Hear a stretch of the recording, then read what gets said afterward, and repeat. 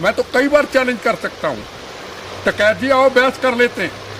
मैं हार जाऊं आपकी बहस से सदाए मौत, आप हार जाओ, कभी दोबारा आंदोलन मत करना। आओ बहस करते, 370 धारा पे करते, तिरंगे झंडे के ऊपर करते। आ जाओ। आप कहाँ तिरंगे झंडे के लिए कहाँ खड़े हुए? आपने तिरंगे झंडे को रुलाया, तिरंगे झंडे ने आपको रुलाया और फिर तिरंगा झंडा आपको रुलाएगा। याद रखना, ये तिरंगा झंडा शहीद आजम भगत सिंह, राजगुरु सुखदेव के फांसी के फंदे को चूमने के बाद जब कहा था वंदे मातरम, रस्सा खिंच जाता है। उस तिरंगे झंडे का अपमान आपने करा दिया, हमारी कौम को बदनाम कर दिया, भड़काऊ भाषण आपने दिए, हमारी कौम बदनाम कर दी। अब जब सिख हमारी बेटियों के साथ जो कुछ कश्मीर के अंदर हुआ, एक भी जबान टकैत की खुली मैंने नहीं देखी। हाँ, रशिया का ट्रैक्टर फोटो खिंचाते जरूर देखा। अरे तेरा रशिया का ट्रैक्टर क्या दिल्ली को उजाड़ देगा?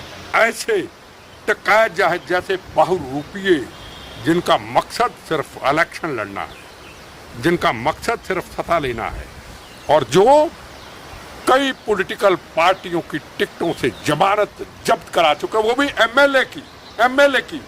और आज पंजाब के किसानों ने, भोले वाले किसानों ने उसको दुनिया का किसान नेता बना दिया। तू हमारे जवानों की शहादतों का अपमान करता है। तू चाहता है कि हमारे रोज जवान शहीद हों।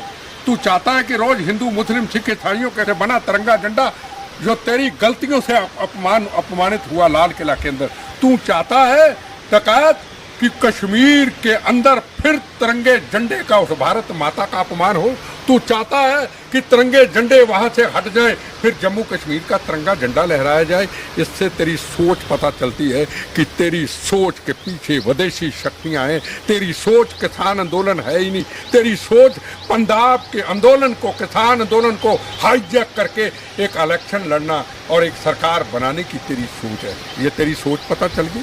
टकैत पॉलिटिक्स कर गया पंजाब के किसानों के साथ। ये है टकैत की मनसा, ये है इच्छा कि गंदी पॉलिटिक्स करनी। ये तो किसानों की बात ही नहीं करता, ये तो राजनीति करता है। और आप देख लेना, और साल के बाद चुनाव आने वाला है, लोगों को इसकी असलियत पता चल जाएगी। ये किसान नहीं है, ये तो पॉलिटिक्स करता था पंजाब के भोले वाले किसानों के नाम के ऊपर। अब यूपी में चुनाव आने वाला है और पंजाब के भोले वाले किसानों के ऊपर राजनीति करके अब ये राजनीति करना चाहता है। अपना आंदोलन अलग ले गया गाजीपुर और उनको अकेला छोड़ दिया। आंदोलन एक होता है, आंदोलन चार नहीं होते। जब आंदोलन बट जाते हैं, आंदोलन कमजोर पड़ जाते हैं। ओबीसी को आप ओबीसी कहते, मैं उसको एबीसी कहता हूँ, है ना। ये बयान दिया था उन्होंने। जहाँ भी जाते हैं जमानत जब्त हो जाती है, एक भी सीट नहीं आती। नाम ओबीसी एबीसी है, सीट एक भी नहीं आती। कर लो भाई, कर लो उनसे समझौता। तो इसका मतलब जो टकैत साहब पॉलिटिक्स की बात करते हैं, तो इसका मतलब उनके अंदर पॉलिटिक्स, उनके अंदर राजनीति, उनके अंदर सत्ता कुर्सी की दौड़ है। पंजाब के राज्यपाल साहब क्यों नहीं बात करते? ये हमारे जब सिख बेटियों के साथ अत्याचार हुआ तो ये भाग गया, ये जवाब ही नहीं दिया। एक भी इसकी स्टेटमेंट नहीं आई। तो कौन से किसानों के आंदोलन का हतैषी है? इसके पिताजी थे जिनका नाम था बाबा टकैत। आज उनके आगे हम भी नमस्तक करते हैं। वो एक आंदोलनकारी थे, वो क्रांतिकारी थे, ये उनके नाम का खा रहा है। टकैत भाई साहब, जिस तरीके से मैंने पहले भी सवाल किया, सिखों के नमस्कार, आप देख रहे हैं ओ न्यूज़ हिंदी और मैं हूं आपके साथ आयुषी श्रीवास्तव।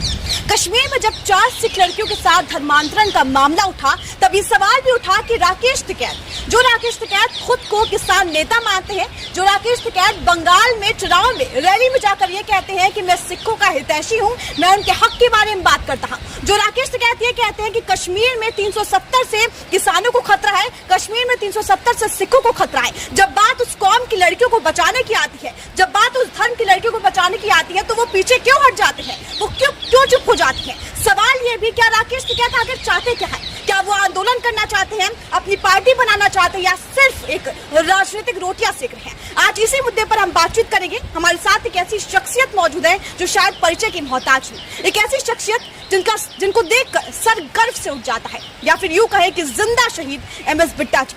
सर, बहुत बहुत शुक्रिया हमारे चैनल के साथ जुड़ने के लिए। सर, जिस तरीके से देखा गया, कश्मीर की बात करें, सालों से सिखों के साथ ऐसे अत्याचार भी होते आए हैं। कश्मीर में अभी कुछ दिन पहले 4 सिख लड़कियों का धर्मांतरण का मामला भी सामने आया, लेकिन राकेश टिकैत जो खुद को ये कहते हैं, चुनाव में जाकर बंगाल चुनाव में उन्होंने ये कहा था कि मैं सिखों का हितैषी हूं, मैं उनके हक की बात करता हूं, वो आज अचानक चुप्पी क्यों साध ले रहे हैं? क्या मसला है ये? क्या सिर्फ वो राजनीतिक रोटियां सेकना चाहते हैं? बहुत अच्छा सवाल आपने पूछा और हमें भी आपके इस सवाल पूछने से बड़ा कुछ मिला। पहली बात तो मैं स्पष्ट कह दूं टिकैत को, सिख समाज वो कुर्बानियों के इतिहास का समाज, वो गुरु तेग बहादुर हिंद की चादर, गुरु गोविंद सिंह जी महाराज, उनके छोटे साहबजादे जिनको नींव में चुनवा दिया गया, वो समाज किसी का मुताज नहीं है। वो मुताज वो समाज कफन बांध करके सीमाओं की भी रक्षा करता है। गुरतेज सिंह बठिंडा का, वो पंजाब का, जिसने वो निकाल करके गुरु महाराज की सिरी और कहा था बोले सोनियाल सत श्री अकाल, फिर शहादत का जाम पिया था। सिख समाज टिकैत साहब किसी का मुताज नहीं है जिनकी आप वकालत करते हो। आज वकालत आप किसानों की करते हो। आंदोलन किसने शुरू किया था? पंजाब के भोले भाले किसानों ने आंदोलन शुरू किया था। आप राजनीति करने के लिए, जैसे हम लोग किसी की स्टेज सजी होती है वहां पे बैठ करके हम फोटो खिंचा जाते हैं, हम अपनी बात करते हैं। हम पॉलिटिशियन कैसे होते हैं?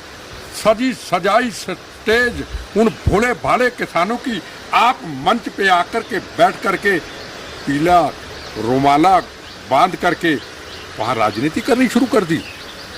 आपने नारा दे दिया लाठियां लेके आना, मांगे पूरी होंगी, तिरंगे झंडे का अपमान हुआ। तिरंगा झंडा कोई मेरा नहीं, कोई आपका नहीं, हिंदू का नहीं, मुसलमान का नहीं, सिख का नहीं, ईसाई का नहीं, ये तिरंगा झंडा हमारे शहीदों का, हिंदू मुस्लिम सिख ईसाई सजा हुआ। जलियांवाला बाग के अंदर जनरल डायर की गोलियां सीने पे खा करके हिंदू मुस्लिम सिख ईसाइयों ने सीने में खा, ये तिरंगा झंडा बना गया। ये तिरंगा झंडा शहीद आजम भगत सिंह, राजगुरु सुखदेव के फांसी के फंदे को चूमने के बाद जब कहा था वंदे मातरम, रस्सा खिंच जाता है, उस तिरंगे झंडे का अपमान आपने करा दिया, हमारी कौम को बदनाम कर दिया, भड़काऊ भाषण आपने दिए, हमारी कौम बदनाम कर दी। अब जब सिख हमारी बेटियों के साथ जो कुछ कश्मीर के अंदर हुआ, एक भी जबान टिकैत की खुली मैंने नहीं देखी। हाँ, रशिया का ट्रैक्टर फोटो खिंचाते जरूर देखा। अरे तेरा रशिया का ट्रैक्टर क्या दिल्ली को उजाड़ देगा? हाँ, दौड़ लगाते हुए जरूर देखा।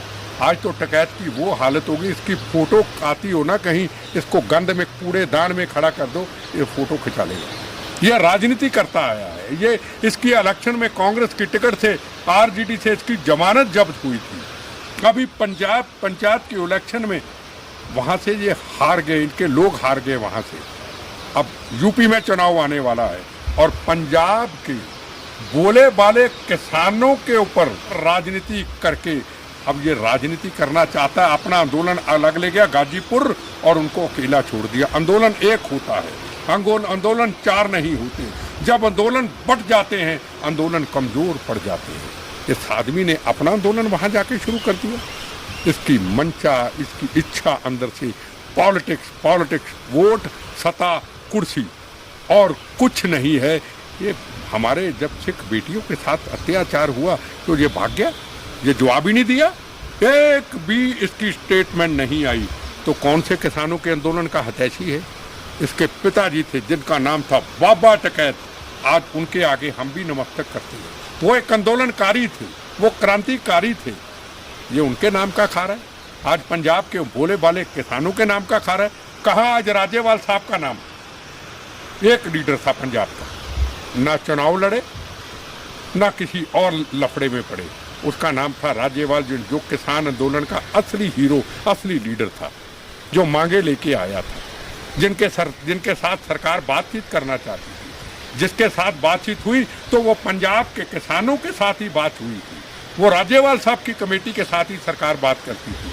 आज राज्यपाल साहब को पीछे छोड़ दिया और टिकैत पॉलिटिक्स कर गया पंजाब के किसानों के साथ। ये है टिकैत की मनसा ये है इच्छा कि गंदी पॉलिटिक्स करनी। ये तो किसानों की बात ही नहीं करता, ये तो राजनीति करता है। और आप देख लेना, और साल के बाद चुनाव आने वाला है, लोगों को इसकी असलियत पता चल जाएगी। ये किसान नहीं है, ये तो पॉलिटिक्स करता था पंजाब के भोले भाले किसानों के नाम के ऊपर। सर, टिकैत भाई साहब की बात की जाए तो उनका ये बयान भी सामने आया था। उन्होंने कहा था कि कश्मीर में 370 से किसानों को खतरा है, 370 से सिखों को खतरा है। ये तो महबूबा मुफ्ती जिस तरीके से पाकिस्तान राप अलापती रहती हैं, ये तो उसी रास्ते पे निकल पड़े हैं। सर, बात आ गई आपके सामने, बड़े अच्छे सवाल आप पूछ रहे हैं, बहुत मजा आया कि किसान आंदोलन, तो किसान की बात कर तू 370 धारा में तू कहां फंसाया? तू हमारे जवानों की शहादतों का अपमान करता है। तू चाहता है कि हमारे रोज जवान शहीद हों। तू चाहता है कि रोज हिंदू मुस्लिम सिख ईसाइयों के बना तिरंगा झंडा जो तेरी गलतियों से अपमानित हुआ लाल किला के अंदर, तू चाहता है तकायत कि कश्मीर के अंदर फिर तिरंगे झंडे का, उस भारत माता का अपमान हो। तू चाहता है कि तिरंगे झंडे वहां से हट जाए, फिर जम्मू कश्मीर का तिरंगा झंडा लहराया जाए। इससे तेरी सोच पता चलती है कि तेरी सोच के पीछे विदेशी शक्तियां हैं। तेरी सोच किसान आंदोलन है ही नहीं। तेरी सोच पंजाब के आंदोलन को, किसान आंदोलन को हाईजैक करके एक इलेक्शन लड़ना और एक सरकार बनाने की तेरी सोच है। ये तेरी सोच पता चल गई। तेरा काम क्या है कश्मीर में? तेरा काम था उन सिख बाहू बेटियों को जिनको अगवा किया गया, उनके लिए जाके जाता कश्मीर के अंदर, कहता मैं ट्रैक्टर लेके जा रहा हूं कश्मीर के अंदर उन अपनी बेटियों के लिए। वहां के उन देशद्रोहियों को, वो लोग हमारे जवानों पे जो हमला करते हैं, वो लोग हमारे तिरंगे झंडे का अपमान करते हैं, वो लोग जिन्होंने हमारे 25-30 के करीब कुछ साल पहले सिखों को लाइन में खड़ा करके गोलियों से शहीद कर दिया था। मैं ट्रैक्टर मोड़ रहा हूं उधर। कहाँ किस रास्ते पे जाता जाता 370 आ जा। मैं तो कई बार चैलेंज कर सकता हूं, टिकैत जी आओ बहस कर लेते हैं। मैं हार जाऊं आपकी बहस से, सदाए मौत। आप हार जाओ, कभी दोबारा आंदोलन मत करना। आओ बहस करते, 370 धारा पे करते, तिरंगे झंडे के ऊपर करते। आ जाओ। आप कहाँ तिरंगे झंडे के लिए कहाँ खड़े हुए? आपने तिरंगे झंडे को रुलाया, तिरंगे झंडे ने आपको रुलाया, और फिर तिरंगा झंडा आपको रुलाएगा, याद रखना। आपने पंजाब के उन भोले वाले किसानों की पीठ पे छुरा मारा। आप अपना आंदोलन लेके गाजीपुर बैठ गए। तो ये बैठता एयर कंडीशन में, और किसान काहे का ये एयर कंडीशन में बैठ के सोया। कई मेरे पास इसकी फोटो आई है। सर, अब तो ये यूपी में भी उतर रहे हैं। इनका ट्रैक्टर जो है यूपी में भी मुड़ रहा है। इनका बयान भी आया था कि यूपी में योगी का सुपड़ा साफ होगा, और असदुद्दीन ओवैसी उनके साथ मिलकर ये कहीं ना कहीं पार्टी बनाने की भी बात कर रहे हैं। क्या कहेंगे? मतलब ये दोगली राजनीति कर रहे हैं। सर, एक बात सुनो, जो आंदोलनकारी राजनीति में घुस जाता है वो आंदोलनकारी कभी नहीं रहता, वो सोच से चलता है। अब आप दिल्ली में देख लीजिए, केजरीवाल साहब आंदोलनकारी थे। रामलीला ग्राउंड के अंदर तिरंगा झंडा लेके किरण बेदी, अन्ना हजारे, बड़े बड़े और लीडर, हम भी घर में बैठे उस आंदोलन में थे। साथ नहीं थे पर घर बैठे आंदोलन के साथ थे, क्योंकि आंदोलन का नाम था भारत को नई आज़ादी मिलेगी, नया महात्मा गांधी, नया भगत सिंह इस भारत के अंदर आएगा, जो हमारी सीमाओं की रक्षा करेगा, जो करप्शन को खत्म करेगा, जो देश का विकास करेगा। क्या हुआ?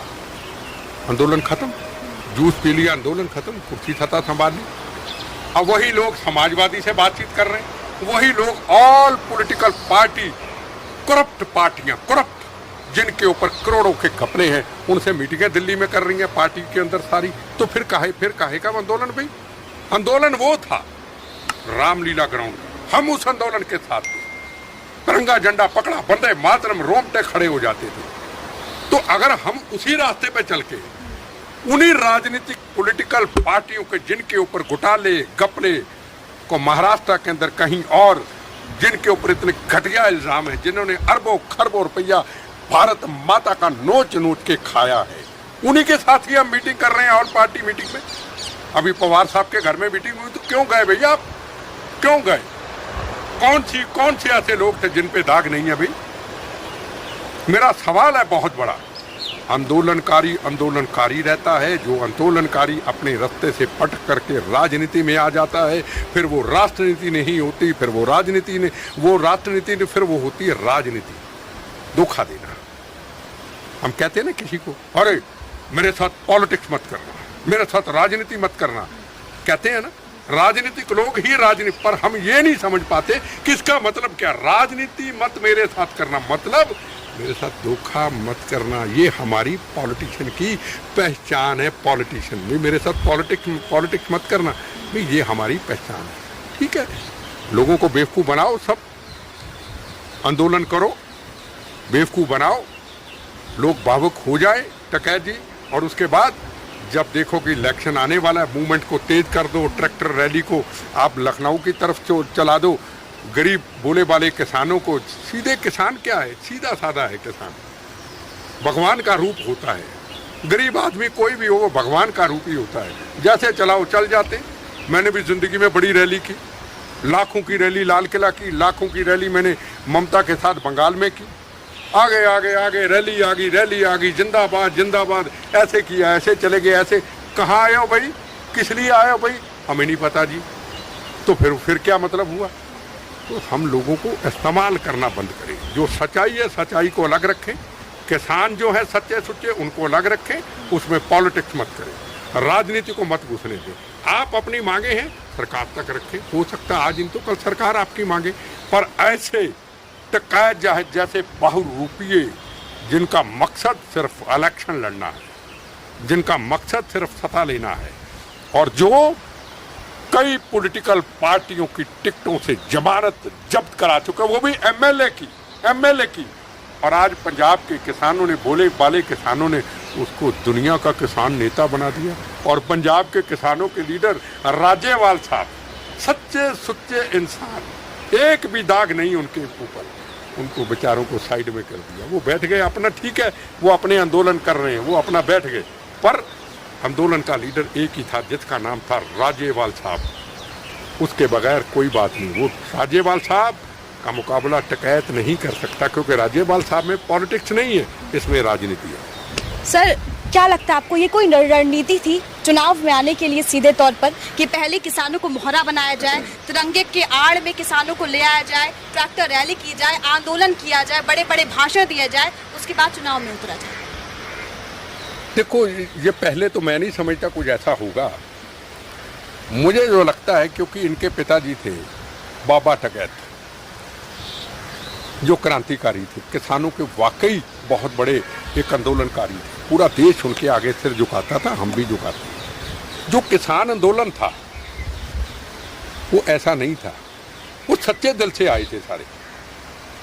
ये जब तिरंगे झंडे का अपमान हुआ उससे कुछ 15-20 दिन पहले सब सच्चे दिल से आए थे। और राज्यपाल साहब ने कहा, जो किसान आंदोलन के लीडर थे, कि हमारे बीच में को गलत लोग घुस चुके हैं, अलर्ट रहना, तैयार रहना, को हमारे इस आंदोलन को कोई कमजोर ना कर दे। उन्होंने कहा था, आप उनकी वीडियो निकालो, उन्होंने कहा था। अब भोले वाले किसान थे, उन्होंने कहा टकैत को बुला लो। टकैत साहब आ गए। टकैत साहब ने हमारे सिख समाज का पीला परना होता गुरु महाराज का, वो बांध लिया। टकैत हो गई। उन्होंने कहा लाठियाँ भी ले आओ, ट्रैक्टर भी ले आओ, और आके दिल्ली में हल्ला मचा दिया, कौम को हमारी को बदनाम कर दिया। और दिन कौन सा था, 26 जनवरी, और 26 जनवरी के दिन तिरंगे झंडे का अपमान पंजाब के भोले वाले लोगों से करवा दिया। और आप पता नहीं कहाँ छुपे रहे।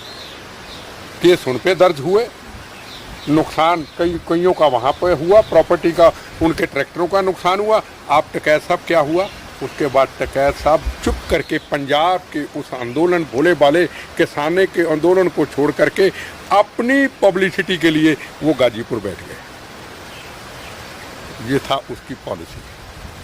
पंजाब के भोले वाले किसान आंदोलनकारी था, बुला लिया, उनके बेटे को बुला लिया, अब वो नेता बन गया। जो पंजाब के लीडर थे उनको साइड में कर दिया। जो मेरा सोचना है, जो मेरी सोचने का विचार है।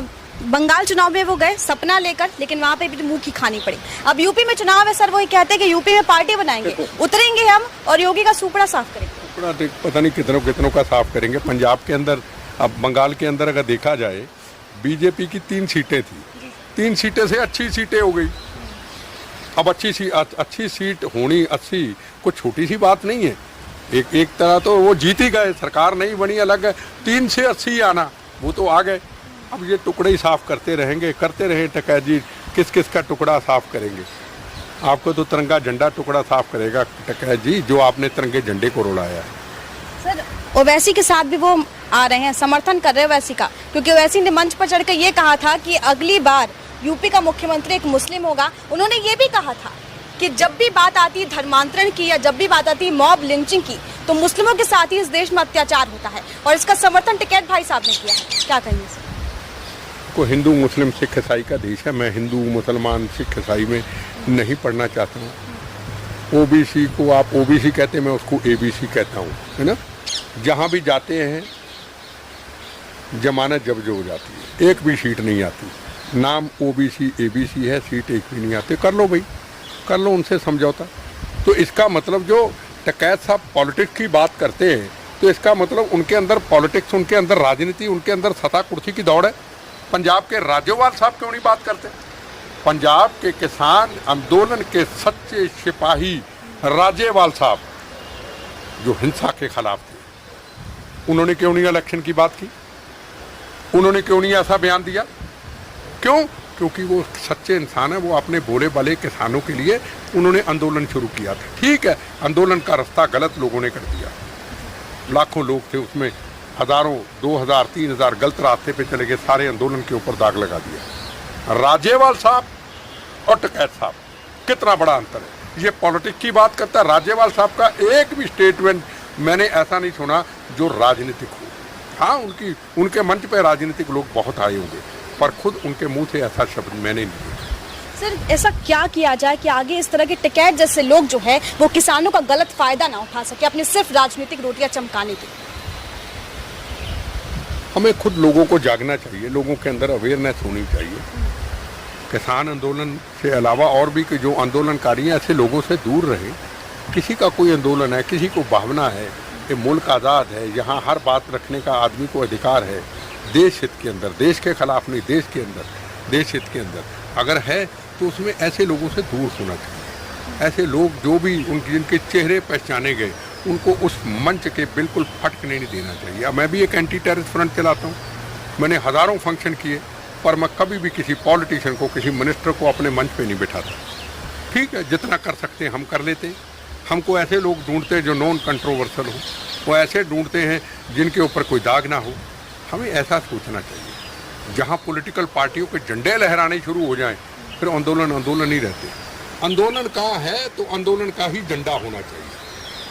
दूसरा झंडा समझ लो कि उसमें राजनीतिक लोग घुस गए, और राजनीतिक लोग जहाँ घुसे नहीं, आंदोलन नुकसान हुआ नहीं। ये मेरा जवाब है। सर, एक आखिरी सवाल आपसे लिए चलती हूँ।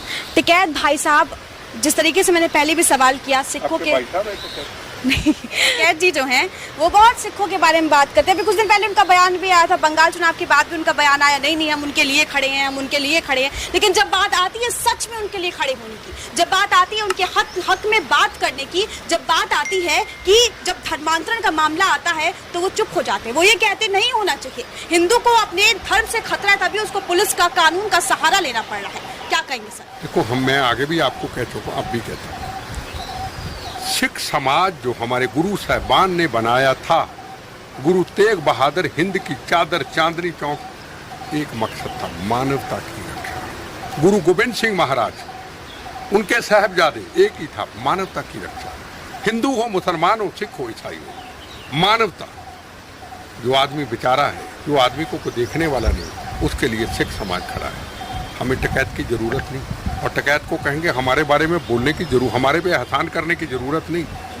हम अपने सिर पे लड़ना जानते हैं। हमें पीड़ा है, हमें दुख है कि हमारे अंदर ही लोग हैं जो हमारी कौम पे दाग लगा रहे। जैसे लाल किला में तिरंगे झंडे का अपमान करके हमारी कौम पे दाग लगाए। हमारे में इतनी शक्ति, इतनी ताकत हमारे गुरु साहिबान की है, हमें किसी की ज़रूरत नहीं है।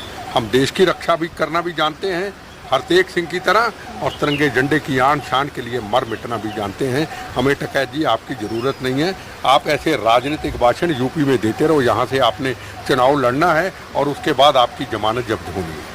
ये थे हमारे साथ बिट्टा जी, जिन्होंने हमसे खास बातचीत की। देखना काफी अहम होगा कि जिस तरीके से राकेश टिकैत यूपी चुनाव में उतरने की बात कर रहे हैं, आगे 2022 में यूपी का चुनाव है, ऐसे में क्या कुछ राजनीति जो है वो गर्म होती। कैमरा पर्सन गुरप्रीत के साथ आयुषी श्रीवास्तव, ओ न्यूज़ हिंदी। जय हिंद।